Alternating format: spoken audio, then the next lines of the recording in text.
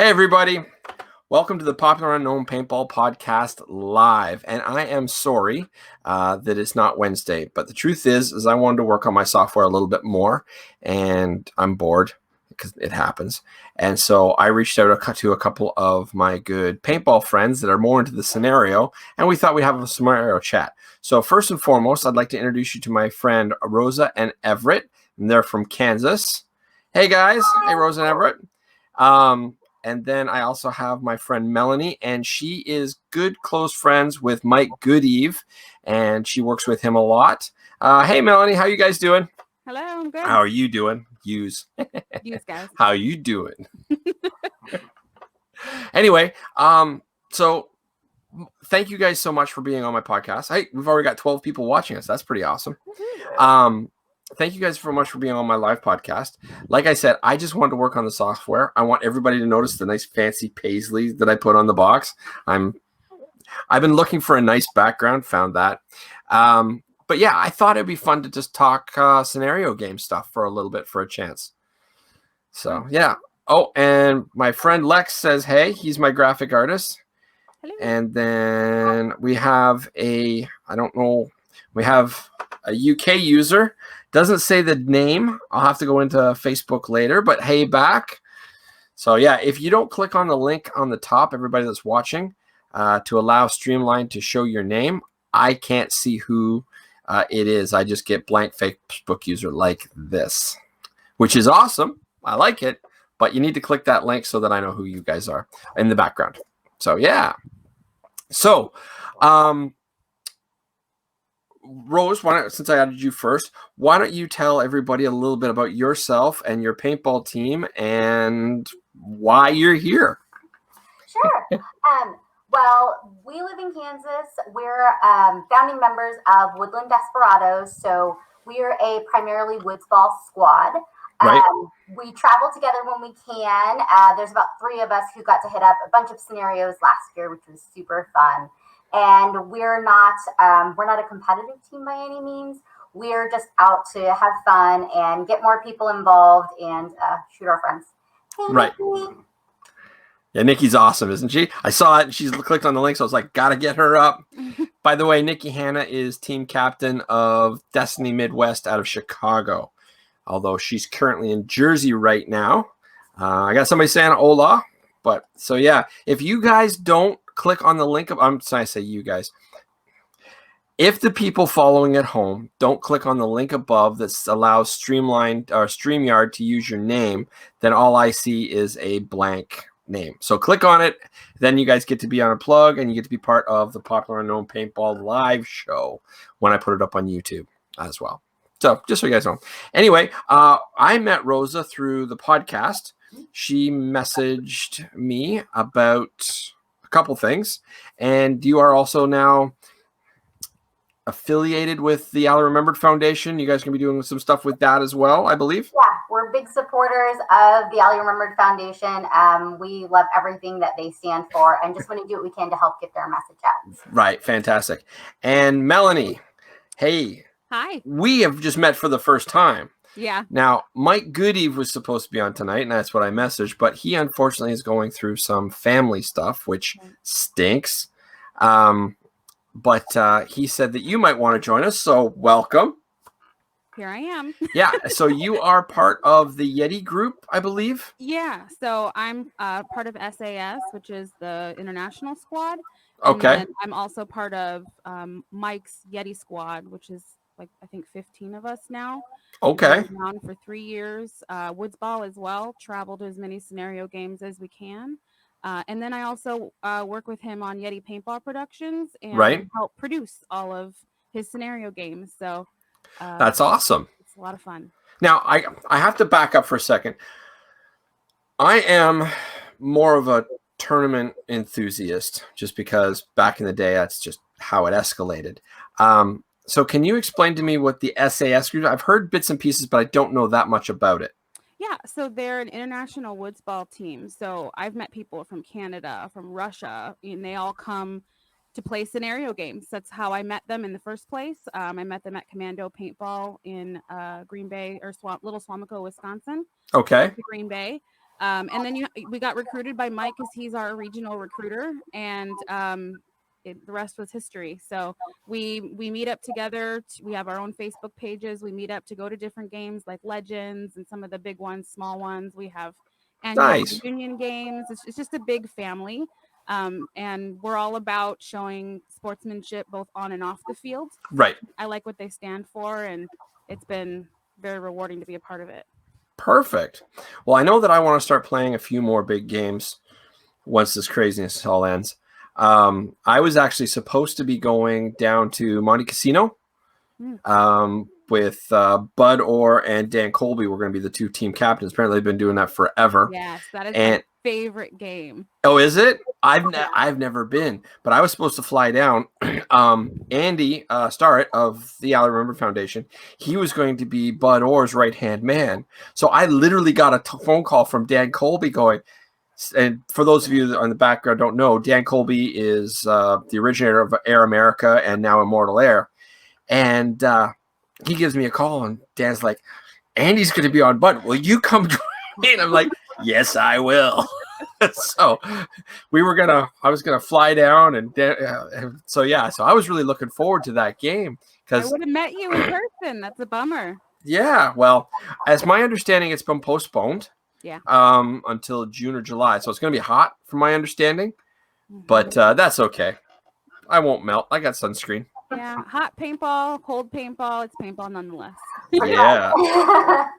So how long have you been at Rosa and Everett? How long have you guys been playing paintball?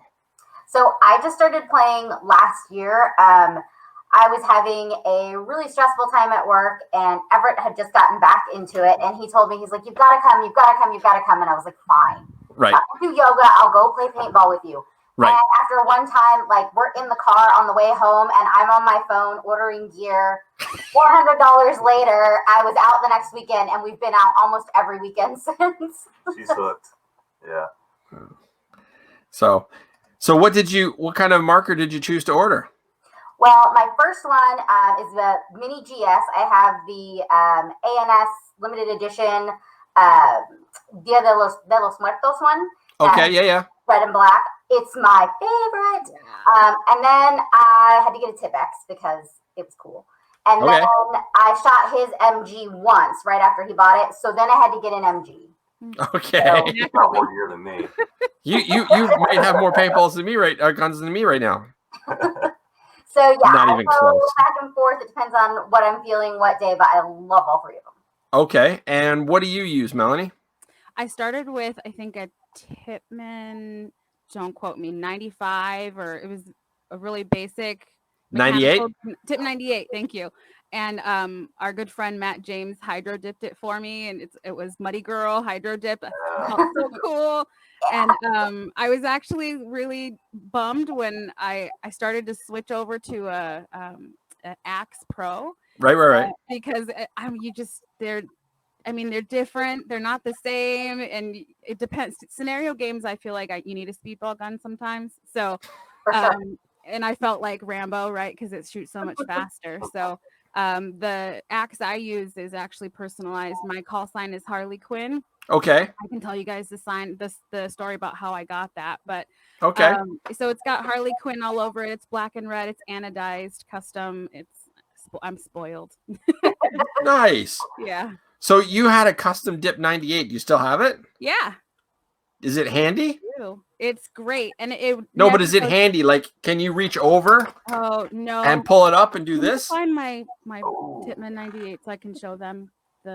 I'm asking my boyfriend to grab it for me. Oh, okay. Well, just so you know, I had this out because I had Bud Orr on the other night, and I wanted to show him. This is a Jeff Orr custom, and it's my understanding it's one of 6. The camera doesn't do it justice, but that's almost gold to orange, and it's called bubble wrap. And apparently, there's only 6 of them that were like it. Yeah. Now, this was originally owned by Paul Darnborough of the Boney Boys, and it was used. He was part of or half of Constant Pursuit there for a while, the pro team, and so that was his. He got it straight from Jeff Orr, and he made Paul made that himself. And then when Paul got out of paintball, because I'm a Boney Boy too, I was like, "That's staying in the team. Come in." gimme. So. Yeah, yours is shinier, but I think mine's like one of one. So. Hey, I'm not. You know what? But the best thing about paintball guns is there's always another one that you're gonna love just as much. Oh, I know, that's what kills me. Yeah. If you guys like the minis, by the way, there's going to be a big game. Here she is. Oh, that's wicked. Cool. Very cool. Okay, so that's not a 98. I don't know what it is. I'm sorry. That's an A5. A5. Thank you. So, there is going to be a big game for the Allie Remembered Foundation, 2nd annual, and it's going to be in Denver, and I'm going to do my best to be there for that. Excuse me. So if you guys are gonna be doing the what's it called, traveling thing, come to Denver. But Trade My Gun was nice enough to give us a mini GS that is all custom. It's like the limited edition. That's the gunfighter or gunslinger on it. So it's pretty wild. So that's going to be going up for auction. So if you guys are looking for a, very cool. Yeah, it's mostly red. I had a thought and I lost it. Do you guys have any questions for me, like at all? Well, how long have you been playing? Okay, well, I started playing in 1989 in the Ganaraska Forest, which is just a bit east of Toronto. And I went out with a friend of mine, and I found out about it because a paintball store opened up downtown Oshawa. That's where I live, is in Oshawa, which is the east end of Toronto. And I went in, and they had paintball guns. It's like, I fell in love just looking at the gear. So I bought a Nightmare Competition short barrel, which was 12 gram, and UVEX goggles. And I bought this this PMI wraparound mask. And I should have grabbed it. I mean, it's right over there, but I just have to start digging for them. And I don't want to just like up and walk away. Go talk amongst yourselves. Put some elevator music on. Yeah. So, but and I started playing, and then I liked it so much, I went and played the next weekend because I had the gear and I had leftover paint because it was like $30 for 200 rounds. I think it was back then, $30-$40. It was expensive. A little box of CalMag. You put the 10-round tubes. And so I had extra paint because I didn't shoot that much. So I went out the next weekend, and a local team called the Cannonballers thought that I played really well. They adopted me onto their team, or invited me, or whatever the case may be. And so I became a Cannonballer. And the Cannonballers were 25-man challenge teams. And I really think that style should come back, because what that is you would find another team and you challenge them. And so you'd fly to their field, or you'd go to their field first, wherever the case may be. And then in a week or two's time, they would come and they would fight you on your home field. And it was just for fun. There was nothing to it other than going out, bragging rights, things like that. And, that sounds like Mike Goody chimed in here. All right. So Mike, I got a question for you since you're watching at home. Why aren't you on? If you're able to be here and type, why are you not actually on the camera, or are you just tormenting Mel? That's my question going out to Mike. So anyway, I was nervous. He's probably here to catch me if I fall. Gotcha. Maybe that's it. So I started playing that way, and I couldn't afford to play every day. But one of the team members was also the owner of the field. And so I immediately started learning how to ref. Nice. And so I was reffing or playing, doing all that sort of stuff. So, yeah. That's cool. My first time playing was at a scenario game at Commando. It was the Halo game that Mike and I produce now. Okay, yeah. And I got Mofo for the first time. And I was hooked ever since. I won something, and I'm like, okay, well, I got to play some more now. I got to be honest, I don't know what Mofo is. Okay, so at the scenario games at the end, I don't know if they do this at all scenario games, but most of them I've been to, the winning general gets a trophy, and they give out most formidable opponent, which is Mofo. They give out like Young Gun award for the youngest player who was the most spirited. and then you give out your MVT, most valuable team, MVP. So what it does is it encourages people that come out that have never played before to really give it their all, because you could walk away with something really cool. Oh, that's awesome. Yeah. So for the Yeti Paintball Productions, we make cement Yeti feet, and Oh, that's so cool. they're heavy, and you can put them in your yard. It's great. Right. We gotta get to one of your events for sure. Yeah. Please do. I'd love to meet you guys. Yeah. Okay, so now, if you guys had a dream scenario game to go to, which one would it be? Oh, that's tough. Like anybody. Well, you guys Hawaiian Legends. That would be pretty cool. Hawaiian Legends, I think, would be super cool. Like paintball in Hawaii, it seems like just a ton of super cool people go, and everybody has a blast. Yeah. So I would say that would be the dream. Like that would be amazing. Cool. We played Tombstone over at Avid last year, and honestly, man, that game was so good. Yeah. Like, we're ready to go back. I've already got my days off for work. Marking out this year. I think we've all got days off from work right now, except me, because podcasting is what I do. So I'm actually busier now. Yeah. I'm essential, so I'm working. I gotcha. Yeah. Same here. Well, for me, there is a place north of here called PRZ, I believe. And I believe it's in Kingston. And I believe it was a military base that changed into a mental hospital. That one. And then, so now they do big games all the time. And it's just this full installation thing. And I have to hit that this summer. I just have to. I don't know how, when, where. I just know I have to go. That one looks cool. That one is super cool. I forgot about that one. One of my favorite fields to go to is Blast Camp. They've got that decommissioned military base. Okay. So you're in like the mess hall, and there's the old water tower. It feels very authentic, and you just naturally feel like a badass as soon as you go to the field. But I feel that way all the time. Right. I know. That's sexy, and I know it. Wiggle. Sorry. Yeah. I'm not wiggling on camera. Put away. Nope. So, all right. So I'm going to be personal here for a second. How are you guys enjoying this format? Like, this is going to be my second episode of the live. And I'm just going to ask because I actually, everybody at home, if you want to comment, you're welcome to as well. And there's going to be a lot of improvements coming, like as I learn how this is done. But is there anything that you would like to see different on this format and stuff? Like, is it working well, or? I think this is really cool, and I think it's cool to bring in like people who don't know each other, because meeting Melanie has been awesome. Like, she's really cool. Yeah. And that's one of the most fun things about paintball, is all the different types of people that you get to meet. So I think that this is really fun. Yeah, Mel, what do you think? I agree. I feel comfortable. I feel like I can just chat with you guys. I can see you. I can hear you. It's nice.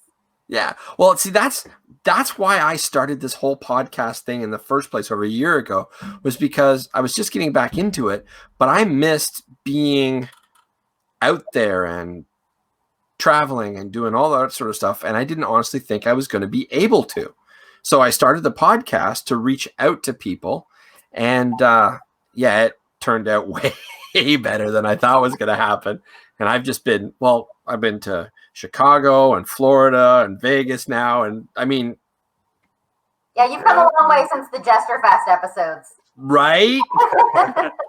Those are horrible. Oh, they're horrible. So funny. Well, that's true. And I leave them up because of that. Like, I purposely try to leave up stuff that all my growing pains, all my new stuff, I try to leave that up, because that way anybody that's coming in, they know me for me. So yeah, I like watching videos of all of our paintball stuff. Is like, it's really cool to go back and see how scared I was and how much I was like trying to hide behind a bunker, versus now I'm like out there chasing people down. Yeah, like seriously out for blood. I don't have a lot of videos of me playing, but it's the photographs. So a lot of the games that we play, they always have professional photographers who like to get you at your best. And I can see like the gear that I started with. I had like a back vest, and I had for the A5, I had a paracord thing, like the remote hose. Because my arm would always get tired. Yeah, I had the remote lines. Oh, okay. So you had like a so strap. High maintenance. Yeah. And now I just kind of throw everything together, run out there. Like it's all about getting out there to play, not what you look like or what you're carrying on you. And that was Mike Goody. His advice to me when we first started was don't buy up too much stuff because 6 months from now, you're going to find something else and you're going to be mad. So I was grateful for that advice because I listened. Yeah, because your paintball style evolves. Mm-hmm. Like I was talking with Chris Struck on the podcast recently, the most recent podcast, episode 29, I think it was, because I don't really know much about MagFed.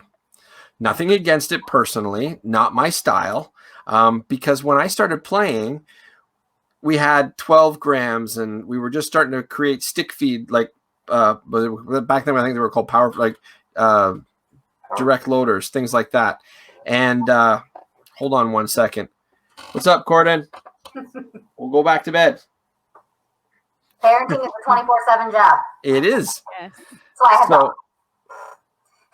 Yeah. So in any case, so I sorry. So what we tried to do was we tried to simplify everything and make them more reliable, because back then the gear was just being invented. And it wasn't the most reliable. And like, I mean, we were strapping oil cans to the top of our power feed so we'd have more in, like duct tape, pipe clamps, electrical tape, like anything that we could do. Like we jury rigged everything.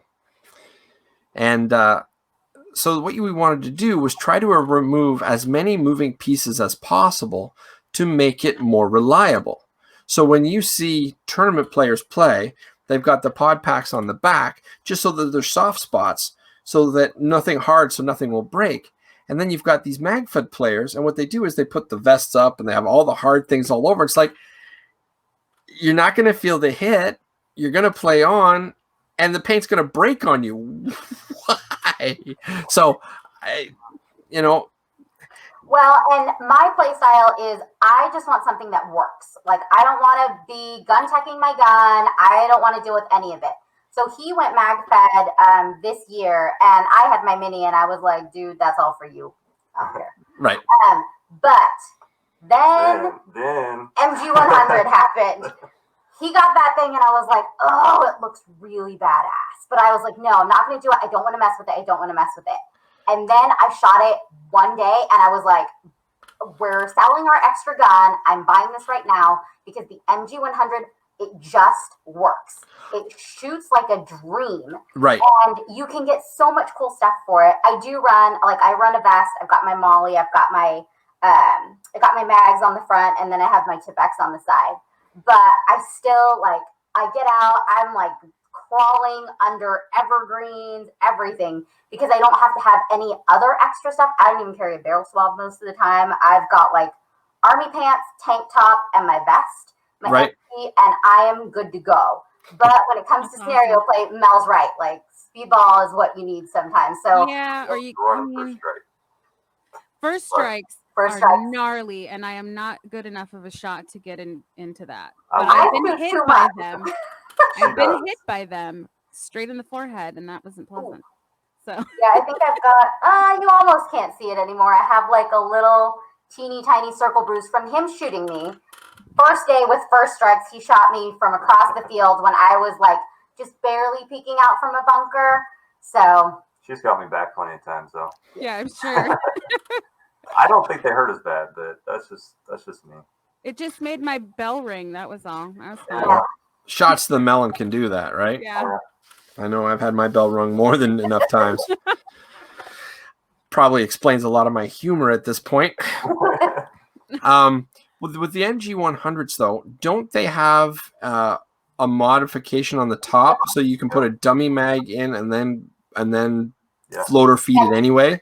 You can pretty much run whatever hopper you want to put on. We both run rotors on the speedball guns we have, so we can just slap the dummy mag in, take the little plug out, put the rotor on top, and I mean, you pretty much have a mechanical speedball gun. But it feels really, really cool to put those mags in. Like, dropping your mag and putting the next one in. It's really fun, and it makes you think. Like, it changes the game for me. It makes me think more tactically and be wiser about the shots that I'm taking because I don't want to have to reload again. So for me, it's really fun to do both and go back and forth just because it's a little bit different play style. It uses a different part of your brain, and it made me a better speedball gun user. Thinking about those shots a little more clearly and trying to be more tactical and sneakier. So if you're a sneaky person with a speedball gun, you better watch out. Hi, Kitty. This is Mia. Oh, Mia's beautiful. This is ours. Don't let her fool you. She's the kind of cat that knocks stuff off the table. Yeah, ours doesn't like me very much. So. What's the cat's name? Sookie. Yeah. Sookie, cute. So if you guys were going to get a new gun, what do you think would be on your next to buy purchase? FSC. Pardon? FSC, the first strike, really small pistol. Okay. That's what I want because I love my Tipex. It's great, but I'm 5 feet tall. And so holstering my Tipex is really, really awkward. And then trying to get it out, it's really odd for me. So I would really like an FSC to be able to just have something that's a lot smaller because the bad thing about MagFed is that you run out of mags and things get dire. And inevitably, one of my guys on my squad will have sights on me when I run out of mags. And I got to be able to do something. Yeah. I'm glad you said that because I'm 5 foot exactly. And I want a Tipex really, really bad. So maybe I'll get something smaller. It's really tricky to find someplace to holster it because I have a holster for mine on my hip, but it just I have to go from here to grab it, and it's a little bit awkward. It's not perfect. That makes sense. Okay, so I used to work at an Army surplus store a few years ago, actually a lot of years ago, but anyway, and I know that what a lot of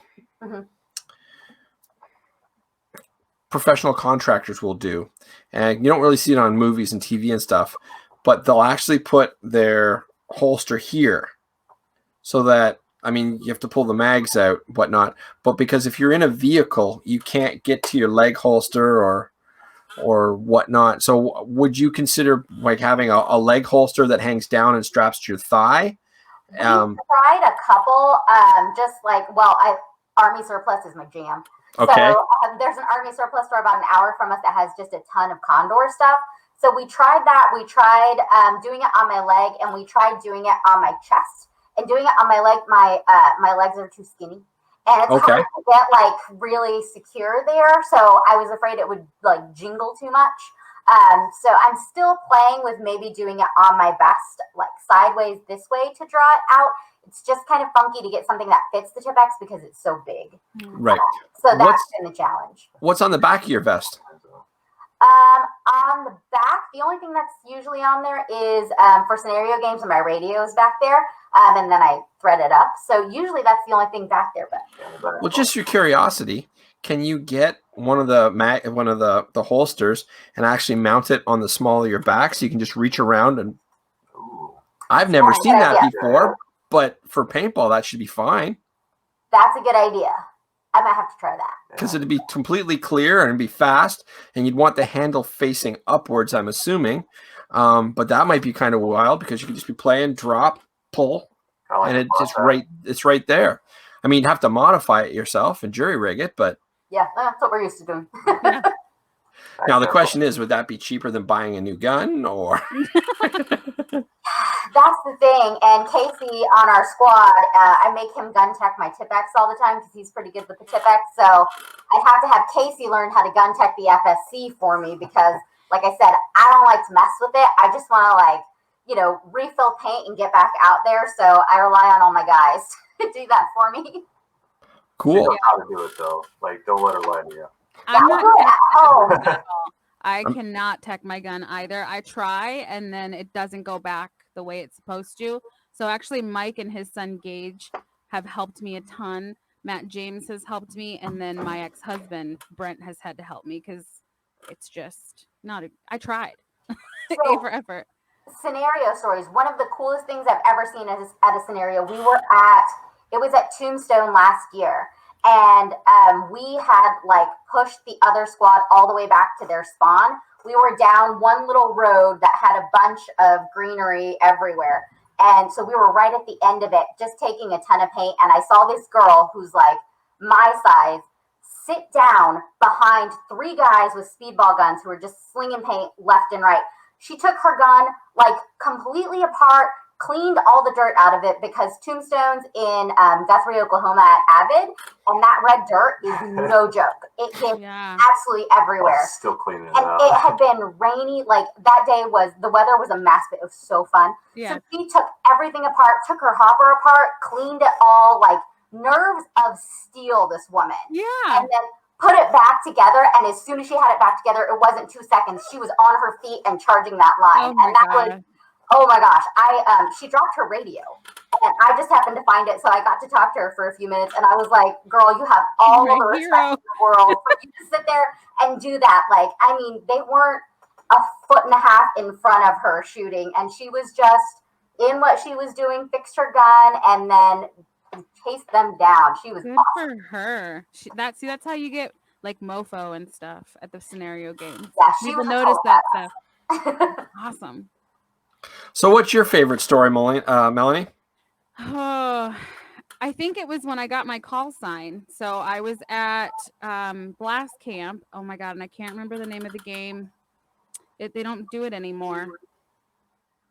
It'll come to me. But we were playing a scenario game at Blast Camp, and we had a mission where we had to get on top of this hill. It was way far from our base. And I was so new. It was only my second scenario game. So I ended up there by accident. And I called into my squad on the radio and said, hey, I'm at this place. Like, I'm all by myself. Could someone come help me? And they're like, you're where? They couldn't believe I made it there. And then when I realized how surprised they were, then I got nervous. So eventually the whole squad came, and we ended up completing the mission that we had to do. And so the Suicide Squad was new at that point, and I was obsessed with it. So they called me Harley Quinn for doing a suicide mission. So that's probably my favorite memory. That's awesome. I think that is our good friend Patrick, probably, who's that particular Facebook user. That's probably him. So so last year we went to Beach Bash at Avid, which was a themed game around the movie Point Break, which is like, I'm an 80s kid. That's one of my favorites. So it happened to fall on the weekend of our second wedding anniversary. And I was like, I don't care that it's our wedding anniversary. Don't give me wine and candles. Give me paintball and then wine and steak. Can I interrupt for 1 second? Everett, if you don't take care of this girl, there's going to be a Canadian coming down there and taking care of her and pushing you out. Just so you know. I think you and everybody else probably. So we told everybody, we're like, this is what we're doing for our wedding anniversary. So our friend Patrick, who is on Crazy Crew now, conspired with Casey, who's on our squad, to get our logo there. Nice. And make a banner. And we had no idea. So morning of the game, we're like rush, trying to get everything ready. And the first player meeting starts, and I'm running behind it. Everybody's like, you guys need to go. So I'm like, oh, whatever. Gonna go up there, fine. We get called up on stage, and I'm like, what are you doing? I was just trying to get my stuff. So Patrick and Jake off of our squad presented us with this amazing banner as a wedding anniversary gift. Aww. Nice. They're fantastic. And that was the start to a really good day. That game is really, really fun. Action scenario events puts it on, Ryan. Yeah, Ryan Sexton. And wow, they know how to throw a good time. That's a blast. Awesome. So that was really cool, and we love Patrick, even though sometimes I need to shoot him in the face. Yeah. Usually That's how you show people you love them in paintball. Exactly. Headshot. See, Exactly. the I Yeti love you so squad, much. Here's some paint to eat. where is it? We've got headshots are free. That's our motto. That's awesome. Yeah. Oh, I knew the game was called Red Strike. Mike popped in. It was Red Strike at Blast Camp. Viper put it on. It was amazing. Oh, Viper games are so fun. Yeah. I kind of got spoiled because that was my second scenario game. So I'm like, oh, these are awesome. And then they just kept getting better and better everywhere we went. So Our first big one was Viper Tombstone, and man, that was a blast. Quick story, if that's cool with you guys. yeah. be my guest. Okay, cool. So probably my favorite story so far was Tombstone. We get up there, and we're all running MagFed. My wife and our buddy Jake gets up there, and the commander hands us a mission card. It's like, you guys got to go over here and spy on this little base, report back to us. So on our way up there, we rally a bunch of people, to help us get up to that point. And we get into this big firefight. And my wife and I, we hear tank, and if you guys haven't seen a tank or been around a tank, Yeah, Patrick, we can see you. that is some scary stuff, man. Like Yeah. everybody in there, like 3 or 4 people with speedball guns just mowing people down, it's Oh like, my God. so everybody splits, and my wife and I dive down behind this like dirt little berm, and they're literally just 2 feet away from us. We can see their feet, we can hear them talking, and we're just hunkered down. I got it on video. We're gonna put it on the YouTube at some point, but like that was so cool. And then like out of the blue, you hear what are the Nerf launchers? The Havocs? Is that? I think that's what they're called. The Havoc launchers. You hear them. They don't have them in tournaments, so I have no idea. So they make a super distinct sound. You hear it in the background go off. Yeah, it's kind of a loud thunk, and it hits the tank, and then it takes 1 to disable it and 2 to wipe it out. Yep. And then you hear a second one go in, and it hit it, and they disable. And we stand up, and they're like, "Oh, like we didn't even realize you guys were right there." We're like, "Thank God you guys got taken out, because that would have hurt." Now, question for you. If you could see their feet, why didn't you shoot them in the feet? They would still be in. Yeah. Oh. they're The only in thing the that- game. Yeah, the only thing that can take them out is like I think there's demolition experts at that one, and then the guys with the like Nerf football launchers, the Havocs. Yep. So Yeah. just Tanks. try to run basically. The first time I ever played a scenario with tanks blew my mind. I'm like, okay, I've seen Call of Duty, but you didn't tell me I signed up for this. Right? Oh, Right. yeah. So I'm a nerd. So we were reading all the rules. I had laminated copies of the rules. It's like almost a 4-hour drive down to the field. Yeah. So in the car, we're like, okay, these are the rules, quizzing each other, trying to figure out, making sure we knew, because we'd never played a game like this before. And I had an idea in my brain of what a tank was going to be. But we showed up and, we're drinking our coffee, getting our gear ready. And I saw this like structure with a horse on the front. I was like, what the heck is that? And he goes, I'm pretty sure that's a tank. And I was like, that thing's going to be coming for us? Yeah, it was crazy. And how they maneuvered around that field, because it's like hilly. There's like these little cliff things and then tons of red dirt. And those guys, man, they were mowing folks down. So it was really, really scary, just like trying to hide and make myself as small as possible, which usually isn't a problem for me. But I was like, oh no. Yeah. You know what I want to know what happened is, and I don't know if you guys know about these or not, but Tippmann, back in the day when Dennis Tippmann Sr. was in charge, they made these things, and I think they were called Hellhounds or Helltooths or something like that. And they literally got these tactical buggies. And then Tippmann made a multi-barreled minigun that was driven by a DeWalt drill. Yeah, I've seen those. And the balls, and so there was your driver, and then there was a minigunner that was sitting right beside him, and then there was a paint reservoir in the ceiling. So they literally poured an entire case of paint in the ceiling, and then there was CO2 like tanks strapped to the back. So this thing could hold something like the minigun could hold something like 4,000 rounds or something, and it had unlimited air. And then you'd hold on to the drill, and when you pulled the drill, it would turn the barrels, and so the barrels were just like, and like my sound effects.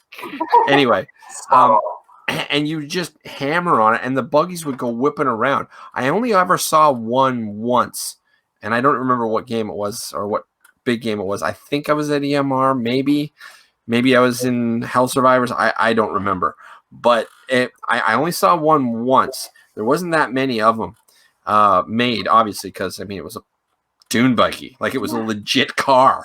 That thing was wicked. I wonder if anybody knows what happened out there about that. I've never heard of it. I'd love to see that. it. I think I've seen one on a video or in a magazine at some point in like my teenage years. That's crazy. Yeah, I'm not sure what happened to it. Yeah. Oh, I ran out of things I want to say. Now, actually, Melanie, were you going to talk a bit about your new clothing line that you and Mike are trying to be launching? Yeah, so Mike, James Cressman, and his wife, and we are all, and I think if anybody knows who Piggy is, we're all working together to launch a clothing line next week.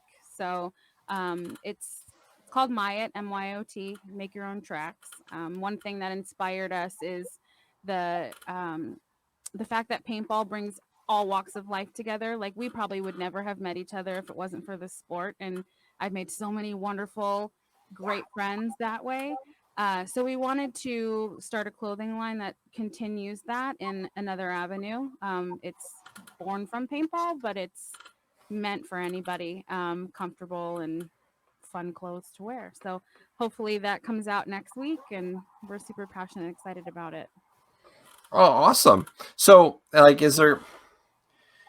how are you guys going to start? Like, is it going to be just like t-shirts, or is it like what's the clothing goal lines? Is t-shirts and hoodies, or? Yeah, well, right now it's like kind of spring, kind of not. In Wisconsin, it's still really cold, so it's. I'm in Toronto, so. Yeah, it's a lot of t-shirts, tank tops. We've got some really cool joggers, comfy leggings, and some shorts. So it's a full clothing line, and it'll be available online next week. Now, are you designing the clothing style, or just the logos, or is there anything like? Go ahead. Logos, we picked out really soft, comfortable clothing. I'm not like this t-shirt right here is a little too kind of crisp for my liking. It's really soft and cozy, almost like what Rose is wearing. And so we picked out, we didn't make the clothing from scratch, but Right. The logos are really what we were looking for. The Make Your Own Tracks, MYOT. We just want people to be individuals with it. And we're looking forward to seeing people post what they do in it. You know, like, let's play paintball in it. Let's go hiking in it. Let's sit on our couch and hang out with our family in it. Who knows? It'll be nice. Well, you know what I would like to see, and this is just myself firing this out there to the world. Back in the late 90s, JT jerseys were the thing. So JT or Scott or but they were cotton long sleeve shirts with a mock turtleneck. And if you couldn't afford an actual JT shirt or a name brand shirt, what we were doing is we were getting heavy, thick cotton mock turtlenecks and then just getting them screened with whatever it was. And that would be your jersey. I know I've got one where Mantis was sponsoring my team at the time, and we couldn't get jerseys. They were supposed to get special Mantis jerseys, and they couldn't afford it. So couldn't afford it, but there was a glitch. And so for Skyball, we had, I think it was Skyball 3. Yeah, Skyball 3. So they just put their logo on the front and then had like a vinyl numbers and stuff put on the back. But I really miss playing in those mock turtleneck cotton shirts, and you can't get them in paintball anywhere anymore. And with this whole movement coming back, as much as like this is a Reds jersey I picked up used somewhere along the lines, and these are super comfortable and nice. But I really miss the rugged cotton, rough and tumble, play in the woods, not going to get snagged up. Like, yes, I'll be giving up a lot of this like fancy details and things like that, which are all very nice looking. And yes, on hot days, these breathe really, really well. But I mean, you're in Kansas, so it's a little bit warmer in Kansas, but Wisconsin, it gets cold. Having a thick cotton shirt that takes the brambles and takes the beating and takes the abuse a little bit more. I'd kind of like to see some retro jerseys like that come out. That's cool. We'll see what we can do, I guess, because I know that for me, I like to layer cotton shirts under my jersey because you did say it is breathable. And our Yeti game, we have a game literally called the Yeti game in January. Oh, fun. Cold out here, and snow snakes and ice balls. Yeah, and we literally have this year, I think I don't remember who, but I think it was Mike this year. Yeah, Mike dressed up as a Yeti and in a white Yeti and just terrorized the players the whole time. It was hilarious. We set up a big bonfire to keep everybody warm, but I like to wear a couple cotton shirts underneath that. And honestly, the shirts that we're making, I think, will be perfect for that because they're buildable. You can layer them for that. But we'll look and see what we can do. Long sleeves aren't going to be until later this year. So right. But I'm not telling you what to do. I'm just saying that's something that I miss. Yeah. Well, I'm excited that you said you have tank tops because I usually play in my army surplus pants and a tank top or a sports bra usually because I hate to be hot. Yeah. And it will get like 104, 106 here when we're playing scenarios in July and August. So yeah, you're definitely going to need to share the website because I will absolutely order that. And I've been looking for, I think my $3 Walmart tank top has served its purpose being worn all year last year. Yeah, definitely. Yeah, follow me on Facebook and you'll see it come out hopefully middle of this coming week. We're just putting the finishing touches on everything. Awesome. We'll share that in our Hutchinson Paintballers Facebook group because I know everybody right now with what's going on is looking for ways to support paintball. Those of us who are fortunate enough to still be working and be able to. So that'll be another good thing to be able to support right now. Yeah. For sure. So is the actual webpage live yet? Not yet. So you can't give the link. You can't give the link away. Oh, this is secret news right now.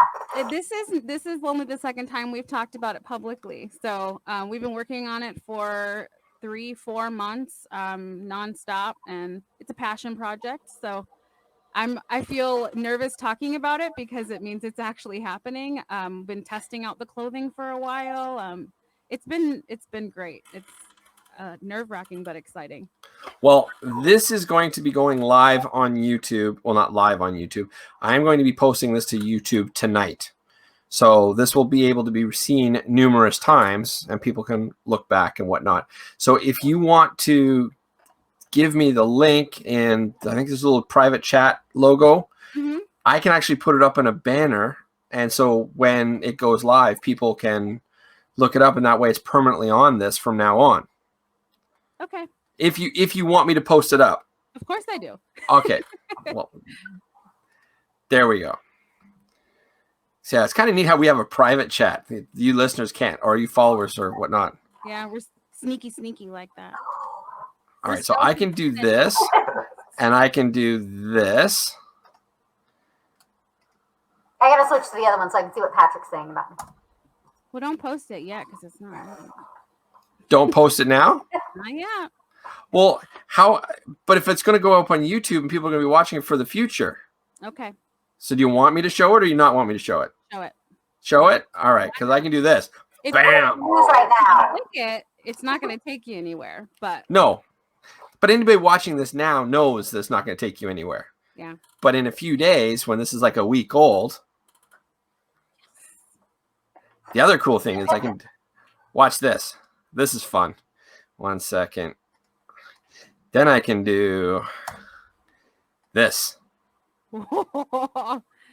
You guys, I'm so excited. We put so much hard work into the marketing for this. We have a commercial, like it's legit. And if anybody knows Mike, he works hard on everything he does, every little detail. And I like working with him both on scenario games and on this project because I get to do a lot of the creative, fun stuff myself. And if you guys ever play with Piggy, his name's Edward Pazkowski. I'm going to butcher that. And then James Crushman, his call sign is Hush. We've all been playing together on and off for years.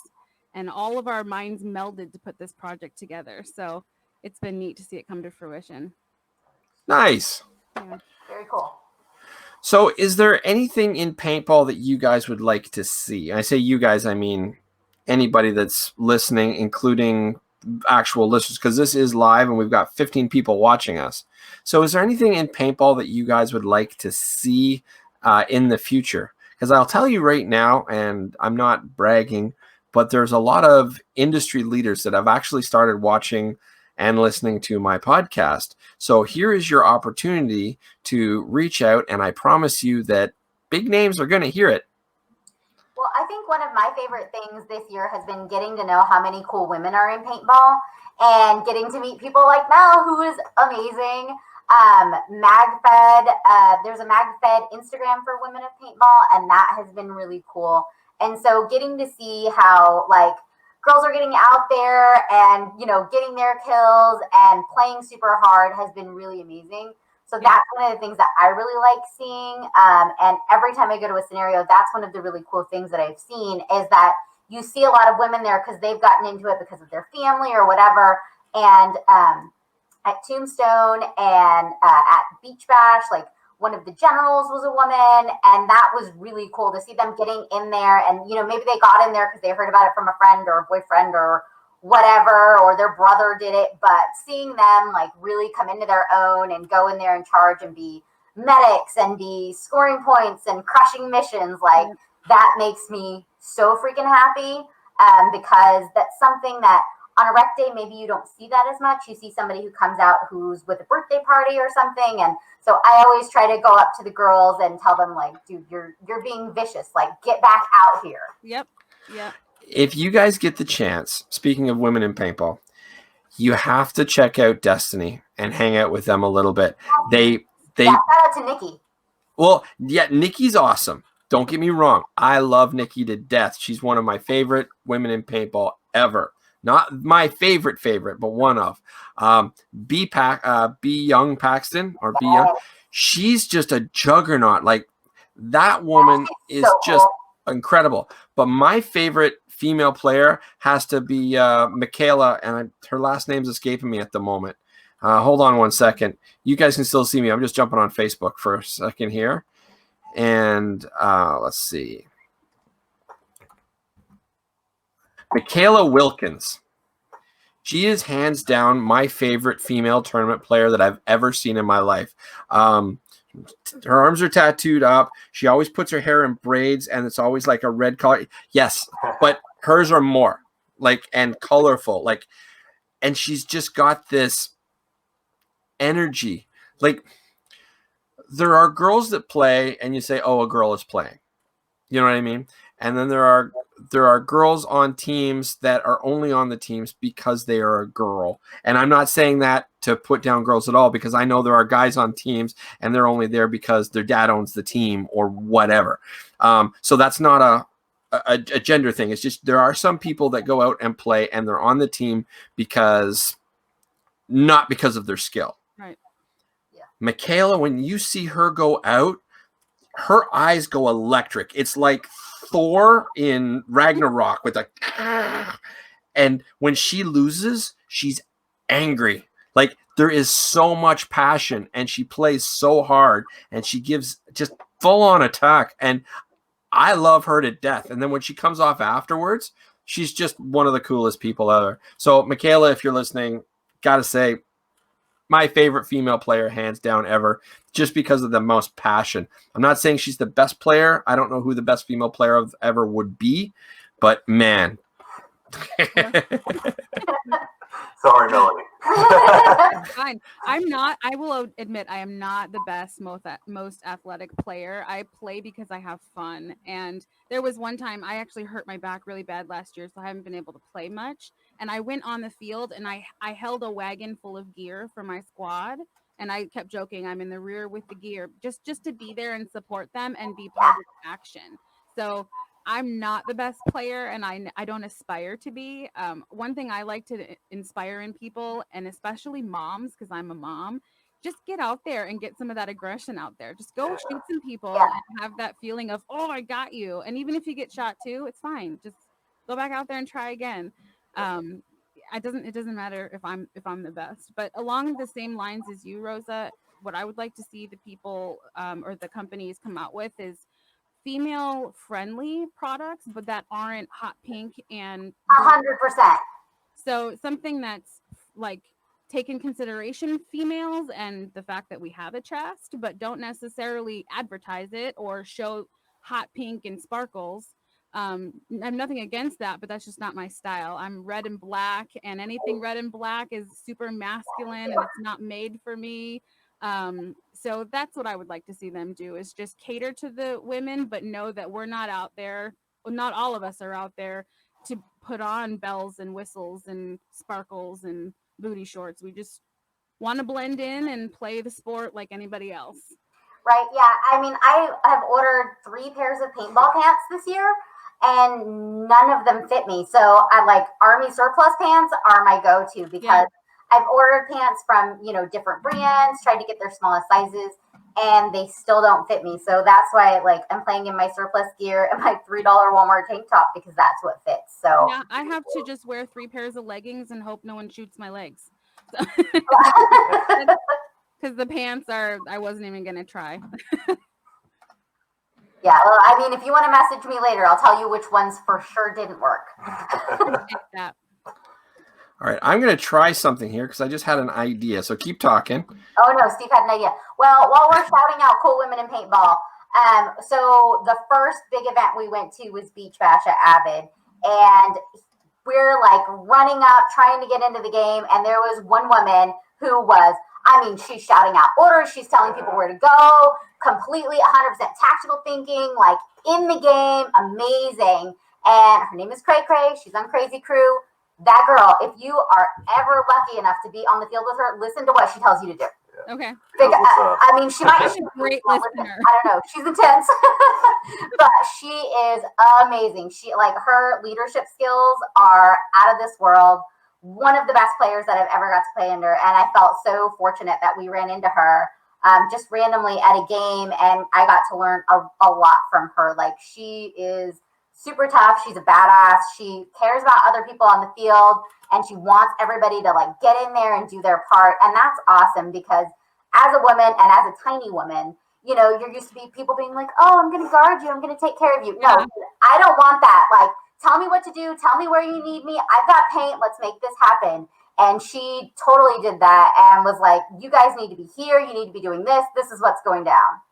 Yeah. And from a husband's standpoint, that's the best thing ever because then she wants to come back out and play with me. And, if I want another gun or go to a game, she's like, yeah, let's get it, let's get out there.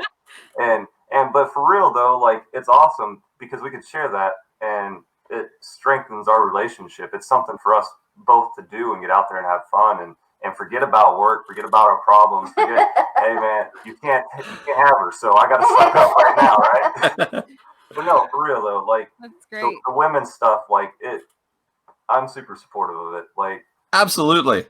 Yeah, it's funny because when I joined, I did it begrudgingly. I went with my ex-husband to the Halo game because nobody else could go with him, and he really wanted to get into paintball. And I'm like, fine, I'll go. And then I ended up having the best time, and it's all I wanted to do. It's all, and my office at work. I have a normal desk job.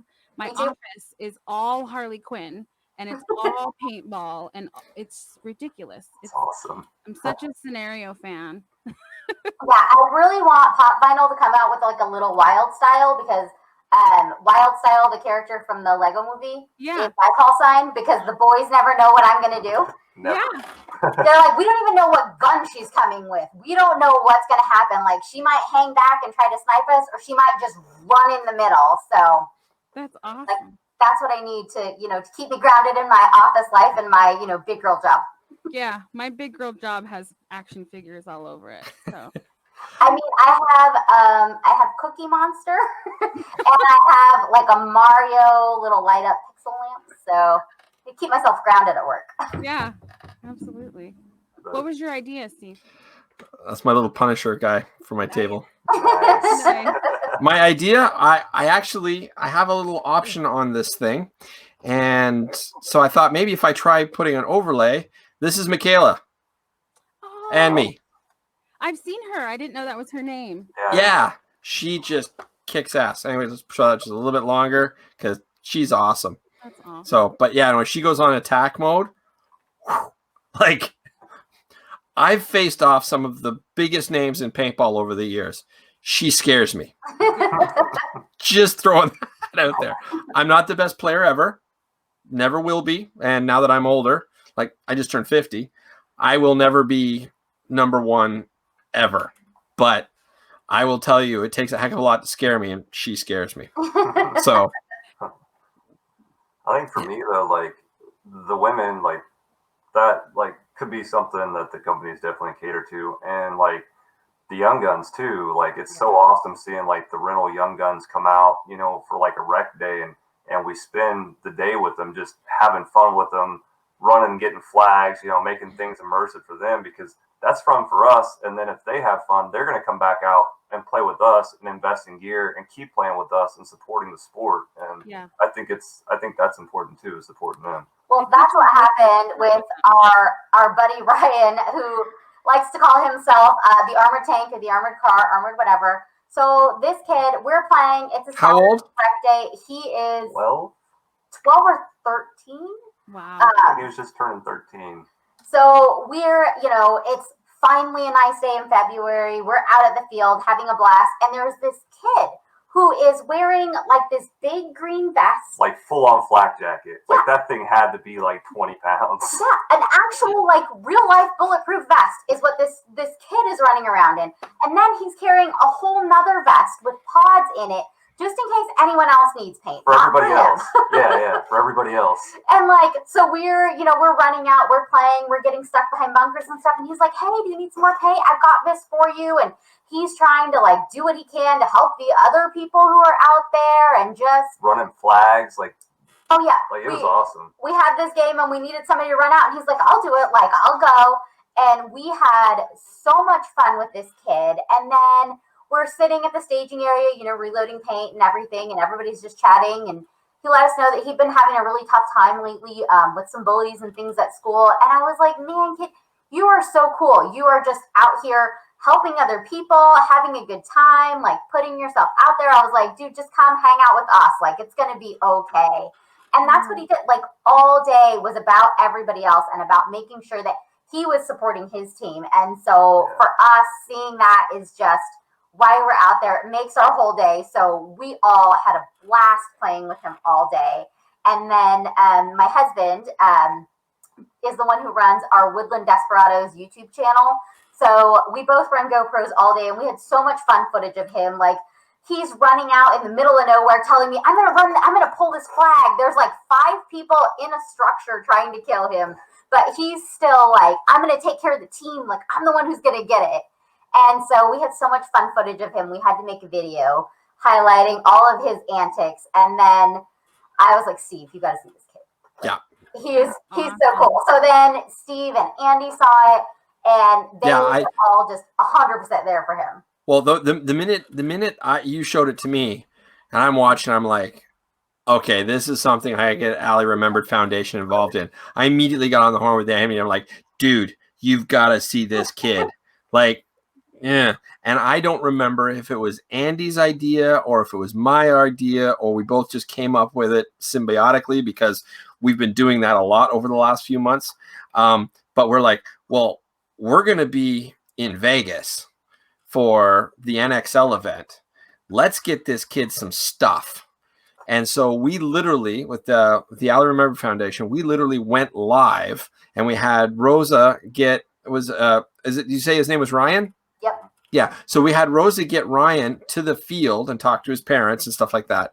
And then we walked around, and I believe Virtue gave him a brand new set of goggles and something else, or maybe it was just goggles. I don't remember. And I believe HKR sent him gloves. Gloves. GI Sports, I believe, was a pair of pants and a shirt. And like there was a stack of stuff. The Destiny, I believe it was Destiny that signed it, and AC Diesel or AC Dallas, I think it was. But there was 2 pro teams. They all signed it, and then we actually went around with the cameras and we talked to all the pro players, and all the pro players were saying, Ryan, you know, good job, keep at it, whatnot. And we just went right down the strip, and everybody at the whole tournament just jumped in. Anybody that heard about it had to or wanted to be on the camera and say things out. And I'm pretty sure Ryan was pretty happy about that. He was absolutely speechless, and his mom was so excited too. They were so appreciative of everything. And the first thing, this kid, oh my gosh, he has my heart. So painting the world one kid at a time also gave him a mask, and he was like, I can't wait to get my sister out here and let her use this mask. And like my friend Nicholas, I'm going to have him come out here and share my gear with him. And so, you know, everybody's doing these things for him, and he immediately is thinking of how he can pay that forward and, you know, bring his sister and these other kids in and have them also get into paintball. So yeah, just seeing that is totally, like, it's why we created our little squad, is to just have like-minded people together who want to like spread the message of paintball and help people realize that, yeah, you know, we might look tough or whatever when we've got our goggles on and we're out there shooting each other, but flash or mag-fed markers, you know. But we're all a bunch of goofballs, and we support each other, and we like to have a good time. And there's a lot of people just being good sports and helping each other. And the way that Andy has just created this whole nother thing with the Allie Remembered Foundation. I mean, I think that really highlights what people in paintball are able to do when we come together with a common goal. And so that's why just doing that kind of stuff, oh my gosh, it makes my whole day. Like, helping people is my thing. I want to get people out. I want to get them having fun. And there's more people for me to shoot at, you know, so there's that too. That's one but thing it just makes it more fun for everybody. Now, Melanie, are you familiar with the Allie Remembered Foundation? I'm not, but I definitely want to look them up when I'm off this call. Okay, well, I can tell you a little bit, because I guess my official title is Director of Public Relations. Okay. So I'm officially a part of it. And podcasting. Well, and podcasting, sure. But that wasn't the title they gave me. I just did it myself. And you'll be cool with it, I'm sure. Well, basically what happened is, a little bit of backstory on Andy. He's an old school paintball player from back in the late 80s, early 90s. I forget exactly when he started. He might have a year or two on me. I don't know. I mean, I was told, but I don't remember, because quite frankly, it doesn't matter. Once you go back to the early 90s, it's just all the same. So about 3 years ago, his daughter, unfortunately, was murdered by her boyfriend in a domestic violence situation. And Andy, if you know him, is a very he's a great guy, but he's a very protective, like, he's that do the right thing. If something's going wrong, he charges right in. Like, he's that guy. He's the guy that everybody wants to have around, just because he's got a very strong moral code and the right thing to do and all that. So losing a daughter is bad enough. Right. But for him, not being able to have protected her and not done it properly, that really played on his psyche. And I don't think he'll mind me saying that. So Thomas Boot, or Tom Boot, who's his best friend and another old school paintballer and ex-military, he got Andy to come back to paintball, and they formed a group called the Denver Expendables in order to help Andy get through it. Now, another part of this is that the Allie's murderer, he actually fled to Mexico. So the Denver Expendables tracked him down personally. And while they didn't do anything and they didn't engage, they had the authorities bring him back. So they did everything properly, but I'm quite sure there were some discussions about doing it improperly. Right. But regardless, they did everything by the book and legal and whatnot. But it wasn't the authorities that found Allie's murderer. It was Andy and Tom and the Denver Expendables, and they hauled his ass back. So that's all fine, well, and good. But Andy still had this real need to help people and whatnot. So one of the things the Denver Expendables started doing was they started, and I'm going to use the word adopting for lack of a better word, but they started adopting young teenagers in the Denver area and bringing them out to play paintball that were survivors of domestic violence. And we like to use the word survivor because victim, Allie was a victim. If you're a survivor, you know what I mean? And the whole purpose was to try to help break the cycle and give these kids something better to do. You know what I mean? Like positive role models, positive influence, just positive.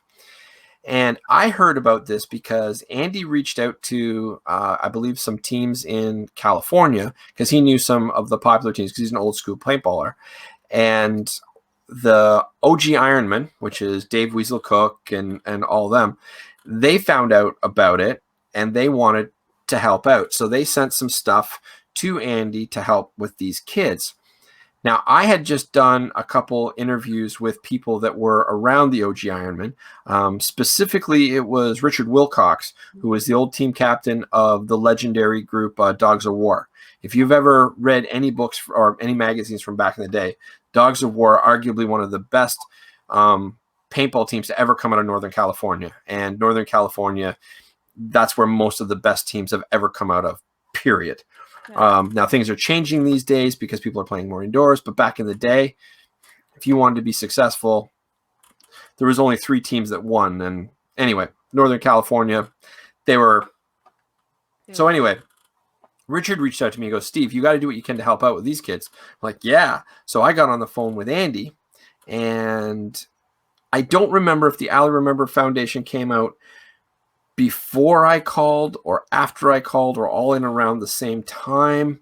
But it just came to be that the Denver Expendables is a paintball team and Andy wanted to do more still. So the Allie Remembered Foundation was formed to be a nonprofit organization to help people suffering from domestic violence, regardless, women, men, children, whatever the case may be. It's all to help people. Now, and it's all born out of the paintball community. Now, 2 of the actual board of directors, one is Bud Orr, because that is one of Andy's best friends. And another one is Dan Colby, because Dan Colby is also a good friend of all of us. So that's a heck of a pedigree for a licensed 501c3, I believe? Yep. Thank you. I'm a Canadian. I don't know these American jargon things. You guys have weird comments, eh? So in any case, so that's how the Allie Remembered Foundation was formed, and it's now official as of a few weeks ago. It's a 501c3. All the paperwork has gone through, and so that's the Allie Remembered Foundation. That's where it came to be. That's how it is. Great people leading that organization. Yeah, and Andy is an awesome guy. I've talked with him several times. I've had the privilege to chat with him and talk with him about my own story being a survivor. And he is just a supportive, really great person. And I think he understands that when you've gone through something like that, paintball is kind of empowering. Getting to, when you're someone who thinks you can't or has been told you can't, or you're small or you're weak or whatever, any of that stuff. Getting out there and, getting to shoot your friends is like something that really can give you a boost. And so I've gotten to chat with Andy a little bit about that. And I know every time I wear purple, I say a little prayer for Allie. Oh, thank you. Yeah, we got to get you an Allie Remembered jersey. Yeah. Right? We had talked to, just real quick, our squad, we wanted to do something to where we got a patch or just something to wear when we go to games or just rec days or something, just to show our support. So maybe we can drum up some ideas down the line. Sure. Yeah. So, all right. Well, we have been talking for an hour and 15 minutes. Is there anything that we haven't covered that you guys wanted to cover? Because I think this has gone fantastic. And for a test, I mean, I didn't get to play with my banners as much as I wanted to, but that's okay. I got to try out a couple. Uh-oh. Is there anybody watching? Because we're down to 8. We've been spiking up and down for a while.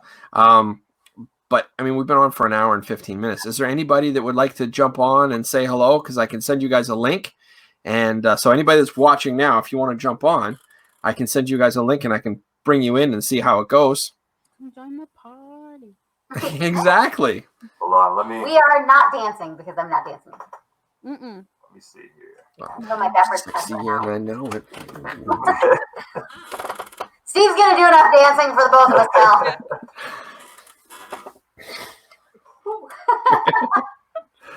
So, well, it doesn't. I don't see anybody making comments. So, I'm guessing that has to do with my shirt. No. Mike says no. So, are you going to get into scenario or are you going to stay strictly speedball? Well, see, that's the thing. I'm too fat, too old, and too slow to play speedball effectively anymore. So I'm legitimately ranked as D5 again, which is fair. You're an A in our books. Yeah. So, but like I said, I would like to play more scenario big games. Actually, that's not true. I want to play more, period. Yeah. So, I mean, if I was to swing out to Kansas and you guys would say, here's a mag fed, do you want to give it a try? Absolutely. Oh yeah, we'll stick you in the mud and the trees and dig you. We got plenty of that stuff. So, I just want to play more. Like I said, I was really looking forward to going to Monte Casino, and that would have been my first big game in a long time. I want to hit PRZ because I think it's PRZ. I think so. Yeah. I think so. I really want to hit that because that field just sounds iconic. Yeah. I am going to do my absolute best to be at Jedi. You guys in Kansas need to come to Jedi too. If you like Star Wars. Where's it at? I'm sorry. It's at Commando Paintball Sports in Little Swamico, Wisconsin. Okay. Yeah, we've heard of it. You get to do lightsaber battles. Oh, come on now. Yes. That sounds so fun. And there's Death Stars and there's music. I mean, it's so fun. They apparently had a giant Death Star that they had to shoot down at one point. I don't think they can do it anymore. I think they did 3 of them, and I think it was just too cost ineffective and too much of an ordeal, so they stopped doing it, which just makes me not want to come now because what's the point? The best is over. The point is hanging out with Mel. Right? But I know that I have every plan on hitting Jedi, of course. And when I do show up, I believe I'm going to be rolling down with some of my teammates. Destiny Midwest are going to come in and join too. Nice. So Nikki Hanna will hopefully be there with me, and Adam of her soon-to-be husband Adam, and what's his name? Anyway, Hanson. The names escape me right now. He's going to slap me. Rob? I know he's gonna slap me. Anyway, Robert Hansen. Yeah, he's gonna come. He's gonna come down as well. And I'm not sure if Jedi is. I think Jedi is his birthday, and I think he's actually gonna run the gauntlet, which means that without a gun, everybody's gonna line up, and he has to run by everybody, and everybody's gonna have a chance to shoot him. And I think that we're gonna try to set a Guinness Book of World Records for that. I think we're going to try to put it on the map. We're going to succeed. Right. So, because I don't think anybody's ever done that. So I think that's one of the things that we're going to try to do. But with all the craziness going on, it's all sort of... it's up in the air. Dates are up in the air. These things are going to happen. It's just a matter of when. Yeah. Right. Well, we'll definitely plan for it if that's something we can do. So Yeah, if you guys haven't already, go over to our Facebook page, Yeti Paintball Productions, and just keep an eye out for our next events and dates and things like that. for sure. Another place that I really want to play is Wasaga Beach Paintball. Now, they used to hold the Canadian Amateur Open, and that was always a good time. And Wasaga Beach is not an actual, like, there is Wasaga Beach. It's a city or a town, whatever. But it's one of the oldest running paintball fields in Canada, and it's run by a guy, Steve and Donna Langman, I believe. Don't quote me on that. They're super nice people, and they have a little mecca teams going. They actually fly, or they actually have teams that come down to the NXL events and whatnot. And yeah, that they have occasional big games as well, and I'd like to hit up one of those. And I really want to play with my team, the Booney Boys, because I haven't really had a chance to play with them in like forever. So yeah, it's a challenge, and now with everything going on, like I was supposed to be, like I said, at Monte Casino, and then there's going to be the Denver game for the Ali Remember Foundation's second annual, and I was going to try to be there for that. And then because of the Ali Remembered Foundation and the Pit Pals program, which is getting kids into the pits of the pro teams, I'm supposed to be at most NXL events, if not all. So yeah, it's It's a hard time. One person. Well, I'm not one person. That's the thing. I'm part of a foundation, right? So there's a lot going on, but and I'm really loving this podcasting, and especially the video aspect of it. This is really cool, man. Yeah. When I started the podcast, I purposely did audio only, simply because it was easier and it required less hardware. And I was very intimidated by all of this. So I started doing the podcast, and I think that all things considered, considering I knew absolutely nothing when I started, I think I did okay. I'm not going to say that the quality is there, and I'm not going to say that the talent is there, because it's not. But the passion is, and I think that's what everybody likes about what's going on. Because paintball, as a sport and as a community, is a very passionate sport and a very passionate community. So I think that's why I'm doing as well as I am. But yeah, I just want to play, man. I just want to play. So we ref at our local field and stuff, and we've had to cancel 2 scenarios here. Crossfire. And we've had to push back all of our events, and the field's closed now. And luckily, the guy who runs at Cecil, man, he's a super good guy. He's actually part of our team, but he's there for the players, man. Like, he's not in it to make money. He's got a good job, outside of that, but he's there to take care of the players and to bring new players in. Not charge an arm and a leg. I mean, paintball's expensive already, but yeah, that's great. It's just hopefully at one point we'll all get back into this and have some more fun again. But, oh yeah, absolutely. I do want to give a quick shout out to John Amadea and Joshua Silverman, because they have embraced me with Paintball Media Magazine. So that's coming out soon, and I actually have 2 feature articles in it. Nice. That's awesome. So and I'm the now documentary is going to be live April 20th. Right. something like that, something soon. Yeah, I need to. So I'm trying to figure out with our Desperadoes if we can all stream it on the same night and Facebook chat each other, or Marco Polo or FaceTime or something, so that we can safely all virtually hang out together and get to see it. Well, I think most of the social distancing should have been ended by that point, should it not? Hopefully. Fingers. I'm working from home until June 1st. No. So my actual job is helping people who can't make their mortgage payments. So fun.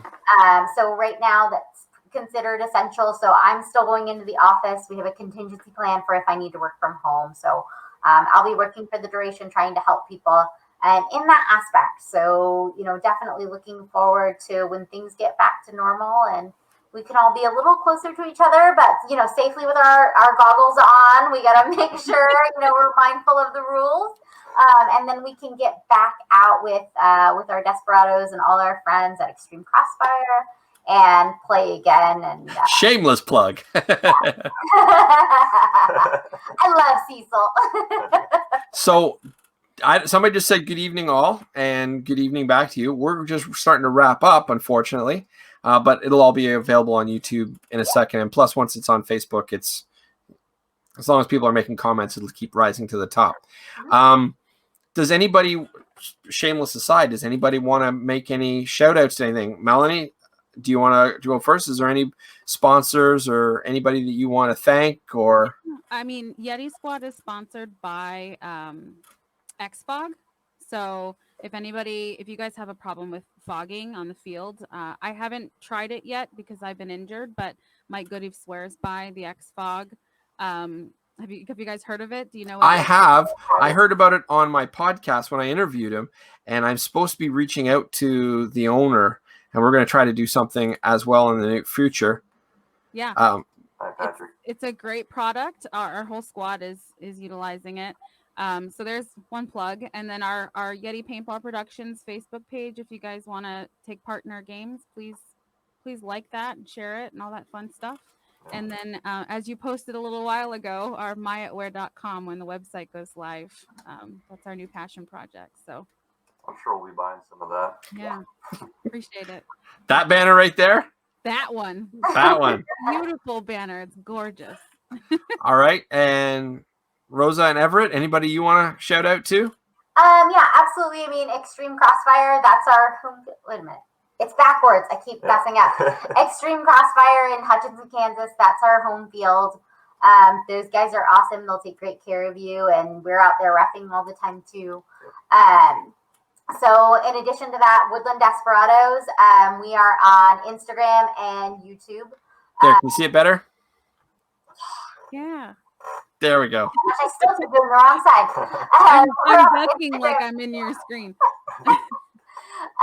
So you can find us there. Everett's always putting up fun videos of our games and the scenarios that we go to. So there's some scenario content there. Tombstone, Hatfields and McCoys, Beach Bash last year. So there's all of that. And then Crazy Crew is a team that we hang out with all the time. We play with those boys and girls. And then also on YouTube, Rubber Ducky Paintball is our good friend Paul, is Rubber Duck, and Papa Duck Mike. We love them even when they're shooting me in the bathhouse. Their videos are really, really good, and they're a good time. So we love those guys. Definitely, while we're all hunkered down trying to be safe, watch those videos on YouTube, Rubber Duck Paintball and Woodland Desperadoes on YouTube. If you guys have a couple favorites of those YouTubes, don't hesitate to share them on my podcast. Okay.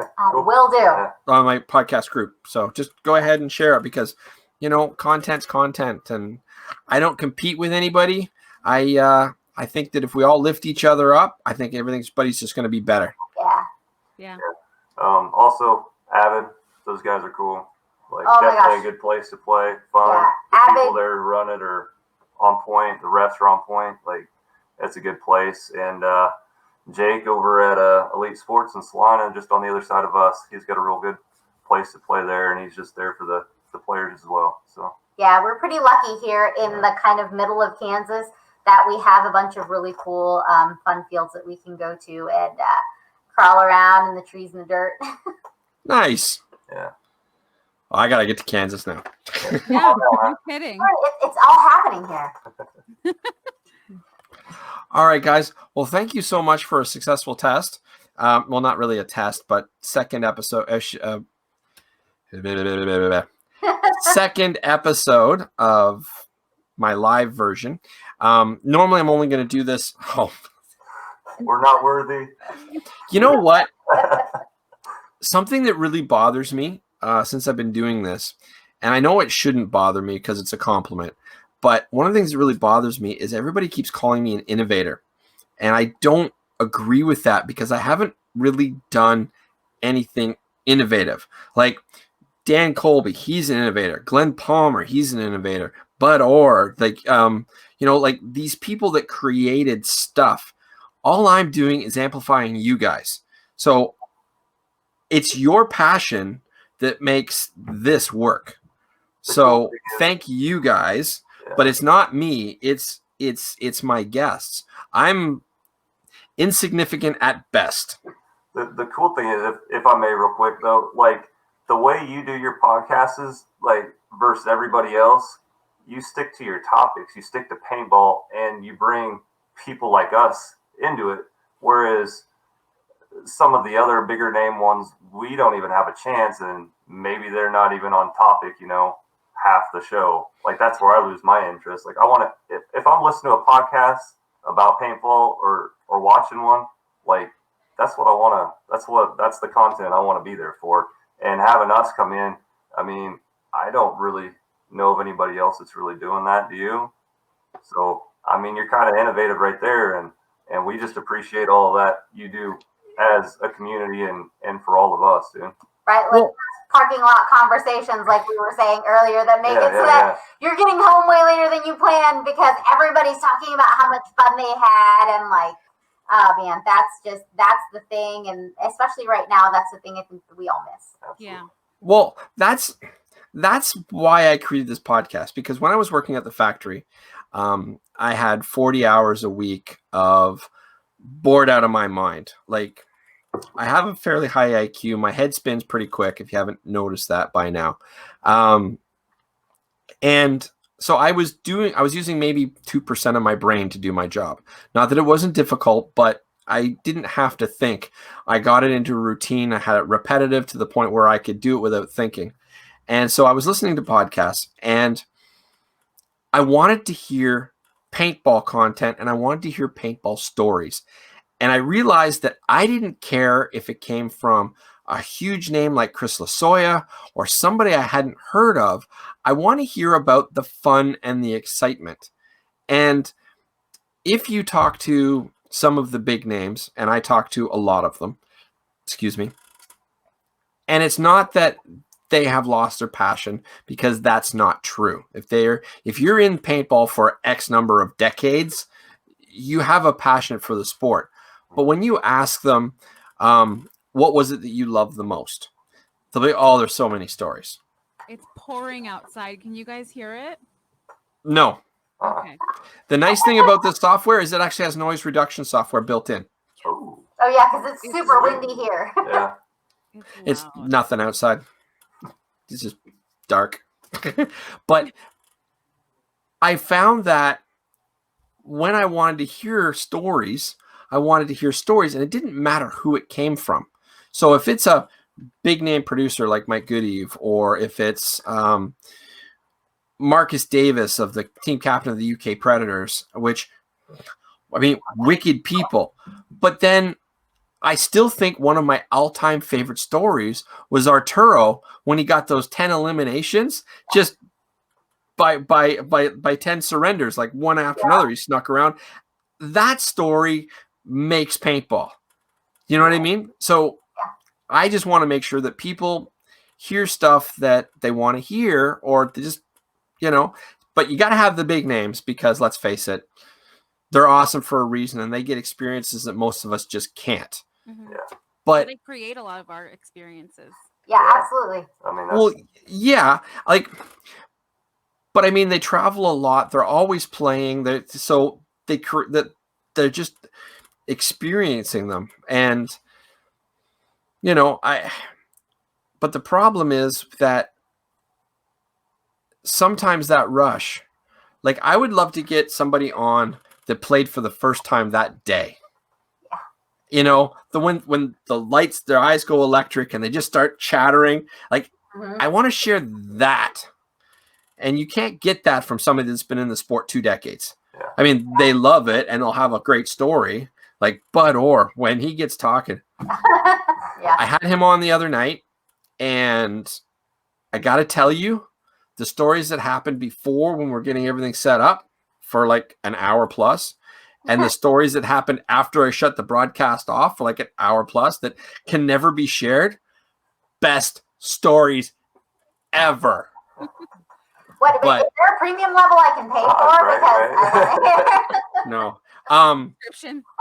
And I was on the phone with Tim Glavin, who is now the man behind the sales of Airgun Designs. Oh, those new guns are wicked, by the way. Anyway, he had so many stories because I was just trying to get information for newsflash sneak peek because there's only a couple of days left. I've done an article on the new Airgun Designs gun and Paintball Media Magazine. So if you look forward to that, but I was fact checking with him and he has so much passion. I can't even begin to tell you. So what is this? PG versus rated R. Stories, I think, that you were talking about. Oh, yeah. No, there are stories in paintball that should just never be repeated in public. Not in a scenario like this. Not ever.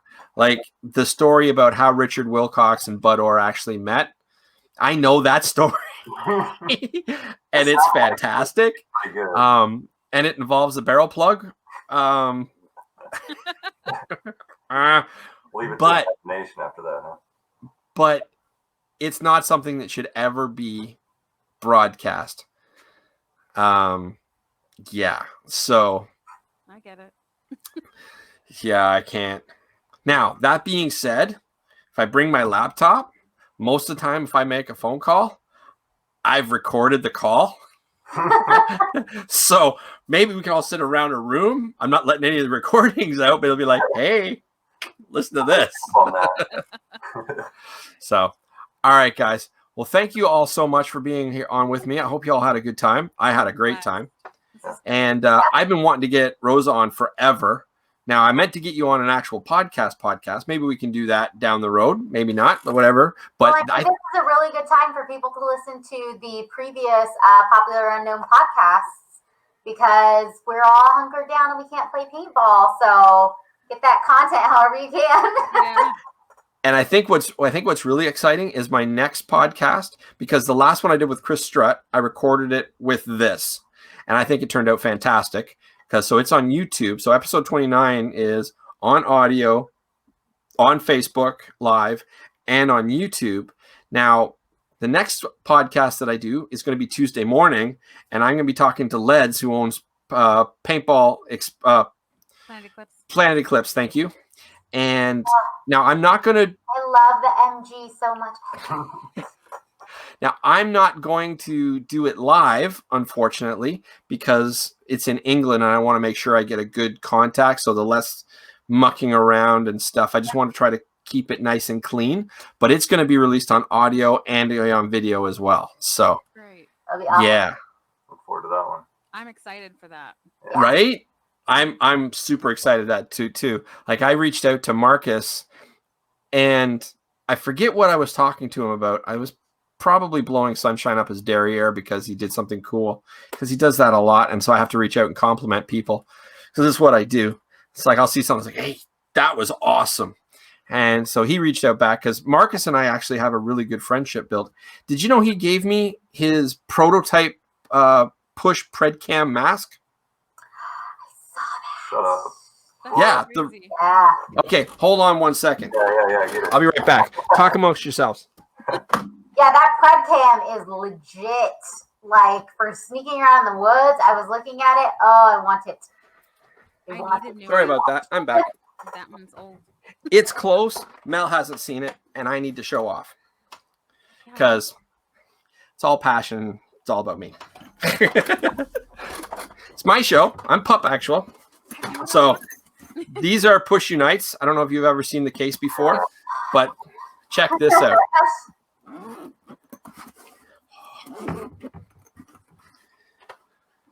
Glorious sound. Oh my God. So this, so cool. This is not just a pair of Predcam Push Unites. Yeah. This is the original prototype that was given to Marcus and that he wore to see how he liked it for a while. So that field of vision is amazing. Oh yeah, and the breathability and stuff, and it's got his nickname in it and all that, and Awesome. his DNA. So I breathe in excellence as I play. So yeah, but I mean, I love push masks. Like, I love them to death. But so you gonna wear that out on the field, or are you just gonna? Well, that was actually one of the conditions that he gave it to me with. It was not supposed to be a dust collector. Yep. It is something that I have to wear and I have to use, and it is not to be sold or like he would give it to me, but I had to protect it and use it and make sure that it got seen and stuff. So yes, it will be on the field. Now, will I be wearing it all the time? No, because I have another push mask. Actually, do you guys want to see that one? Yeah. Yes. All right, hold on one second. Yes, I do. Talk amongst yourselves. I really wish I had my marker to show you guys the Harley Quinn all over my gun. Yeah. Yeah, for sure. Oh, I don't know if All right, I'm back. have it. So, Brian Benini, he's the man behind. Put him in backwards. Well, since we're all show and telling, I'm going to run out and get a couple of things too for. Well, there we go. So, Brian Benini, the man behind Push Unites, I reached out and I complimented how much I liked his gear and stuff like that. And I told him I had a podcast, and he said he liked how much it was. And so he wanted to support me in any way he could. So he sent me this. Now, because I was playing with, I was going to be playing with Destiny Midwest, who are a Unite sponsored or Push sponsored team. And because I was doing stuff with Allie Remembered Foundation at the time, I requested that it be purple. So this is my main mask. So pretty. Right? Yeah, that's pretty. Like so. And then it didn't come with, now it looks blue in the picture, but I promise you, this is the Allie Remembered purple. It just matches, but the lenses are blue, but this is purple. And I didn't have the chin extender, and then so when I was at World Cup, Chris Lasoya put the purple chin extender on for me because I didn't have it at the time. Now, this tag is actually more of a hot pink. Sheets, and he was disappointed because he thought it was for a different reason. Run that by me again. Why is this the first time I'm hearing about it? Was telling him we needed silk sheets, and he thought it was for a different reason, but I was like, no, I need it on the back of my mask. Yep. This is my prostitute pink tail that I've had since 1989. When I started playing with the Cannonballers, this was one of our players' sheets that they wrecked while having a good time. And so the parts that weren't stained got caught up, and it became a tail. And so we would wear these when we were playing so that if we snuck up behind somebody, if we were our own team, we wouldn't shoot our own team. And if it was somebody else sneaking up behind us, we deserved to be shot anyway because we let somebody sneak up. So this is my tail, and this is my good luck charm. And I've had this on every pair of masks that I've ever worn since the beginning of time. So yeah. So that's my goggles. Nice. So you got two. So you have two of those now? Yeah, I've got one and Everett's got one. And this thing will never let you down. Oh my gosh. It is the best. It is amazing. I have never had, I've had paint break in this randomly because we had funky paint. Right. And didn't matter. I shot through it 2 more times, didn't even clean it through, and it was perfectly fine. This thing, oh my God, when you talk to Planet Eclipse, yeah, this thing is good job. Amazing. That's I think it's a workhorse. And then well, I know. Badass. Oh, that looks cool. See, a minute. I'm such a dork for that kind of design and red and black. Yeah. I love it. I texted my boyfriend, but do you guys want me to run and go grab mine? Yeah, sure. Go for it. We'll talk amongst ourselves. I'll be right back. Yeah, I love this thing, and that's the reason I love the mini too, is because it just works. Like every couple of times I use it, I'll get out my tablet with my Netflix and a glass of wine, and I'll take the whole thing apart and clean it real good and put it back together, and it just works when I need it to. And that's why, like, the Mini and the MG100 are my absolute favorites because you can always depend on them. I don't have to worry about, taking it apart or it not working. The only problems that I've had with them are of my own making because I forgot to get air when I needed to or I ran low on paint. I'm back. Woo! All right, so what do you got for us? Ooh. So it says Harley Quinn. That's awesome. Oh, that's cool. That's so cool. I don't know which way to go. This way. I know it's backwards. I have this tattooed on my leg. This guy right here. Okay, I'm seeing a little bit of glare. Are you? Yeah. I don't know. All right. Oh, I see it. Yeah. Oh, it's the stick figure paintball player dude? Yeah. Okay. So there's Harley. And Nice. Then, so this is the stick figure with the pigtails. Right. Oh, okay. I see that. So I've got her tattooed on my leg. Oh, that because I wear I don't know if I can do it. I wear space buns when I play, so I need all that space. There you go. I don't wear pigtails because it just looks silly on someone my age. I tried it a couple of times, but it looks cute on the tattoo. Yeah, I do like space buns because it keeps my hair is so long, it keeps it out of the way of my mask and everything, and then it looks cute. Yeah. Best pigtails ever. Yeah. Just saying. I did those for a while, but my hair is so long that just getting it up and out of the way is the way to go. Oh, I can't find it. I have a Harley Quinn headband. So I wear a high pony and I've got Harley Quinn all over my forehead. Nice. Very cool. Yeah, I need a headband. I need an Allie Remembered headband, Steve. Okay. Well, honestly, Andy's the man to talk to about that. Because he's the one that does all the ordering. If I was to order it, it would come to Canada, extra shipping, then I would have to ship it. Yeah. Talk to Andy. You want gear? That's him to talk to. I actually have to get the new. Do you know what those did? Okay, so the popular Unknown logo. These are my stickers, by the way. So that's actually stickers on the way. Pardon? I have stickers on the way. Yes, I mailed them all out. They've already gotten to England. I know. I don't know why they've taken so long to get to Kansas. I don't know. Still available? Yeah, I got tons. And when I say tons, I mean I've got stacks. Yeah. So anyway, that logo, in case you guys don't know, that's my actual hand.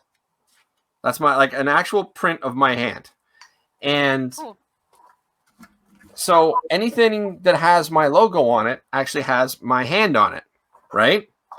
So which I think is awesome because my hand's now around the world because the Harrogate Mafia does it, and my logo is now on Destiny Midwest jerseys, and there's a few other teams as well. Because it's Kansas. That's right. Pardon? True. Somebody said because it's Kansas. So, Sorry. good, yeah. True. So, but Twister took it away. I don't know. Flying Monkeys have got stickers on it right now. But in any case, so on actual Destiny Midwest jersey, or not Destiny Midwest, my apologies, on actual Denver Expendables jersey, they're made by Under, and across the ass is where the Under logo went. And so they decided to remove the Under logo and put my logo on it. So my hand is now going to be on the ass of every single Denver Expendables player. Nobody can see it because when you put your pack on it, but I'll know that every time I see one of their jerseys, my hand is right on their ass. That's a little handsy there, Steve. I didn't pick it. That wasn't my choice. That's funny. So, but yeah, that's what my lovely teammates did to me. Because yeah. Why not? Well, why not? Because now my logo can't be seen because the packs are on it. Now, not that we don't use some fantastic Virtue packs. Love Virtue packs. Anyway, but my logo can't be seen when you're wearing a pack. It's only when you're out. And then when you're out, my hand's on your ass. So anyway, yeah, that's my little ending story, I guess. It's pretty fun. So, wow, we've stretched this almost out to 2 hours, and once I put everything on, we're going to be like 2 hours on YouTube. Yeah, that's cool. Everybody's inside; they need something to do. Yeah. All right, so one last shout out to anybody that is actually following us right now, because we're down to 9. Is there anybody that wants to join in real quick, say hi, get your face on, because this is all going to be uploaded to YouTube and it'll be out there forever. So anybody wants to chime up? Anybody want to say any last minute shout outs? Going once, going twice, going thrice. Who says thrice anymore? You do. Like, really? Anyway, well, looks like everybody's asleep. So those 9-10 people are probably just bots. So anyway, thank you guys so much for joining me on this. It was a lot of fun. And I'm sure I'm going to be talking to you all soon. Oh, somebody screamed out Yeti Squad. So we'll end it with Yeti Squad. It was nice to meet you guys. It was so nice to meet you, Melanie. I'll definitely be following you on all the socials. Yep. Same. All right. Thank you guys so much. You guys have a great night. And yeah, play with passion. Keep your paint dry. Take care of yourselves, guys. Bye. Bye.